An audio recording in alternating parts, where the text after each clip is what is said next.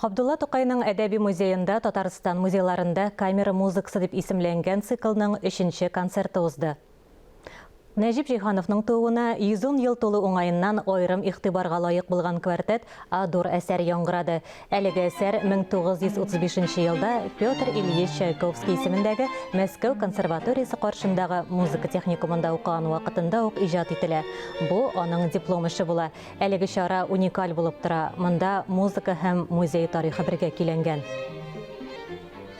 Инде концерт ул шәхсән минем өчен зур бүләк булды, чөнки бу әсәр күптән инде язылган иде, әле мин консерваториядә укыган вакытта, һәм мин аны беркайчан да менә шундый җанлы килеш беркайчан да ишеткәнем юк иде, һәм минем өчен бу икеләтәй премьера булды. Шулай ук менә мин яшь килеш язган идем үз квартетымда, һәм ишеттем аны беренче тапкыр. Менә шулай ук Жиганов диплом эшен ишеттем һәм шаккаттым. Минем өчен бу чынлап та бик зур бәйрәм булды бүген. Нәрсә ул кыллы квартет? Ул 4 акыллы, зирекле кешенең сөйләшү. Менә без шуның бүген шаһитлары булдык дип уйлыйм.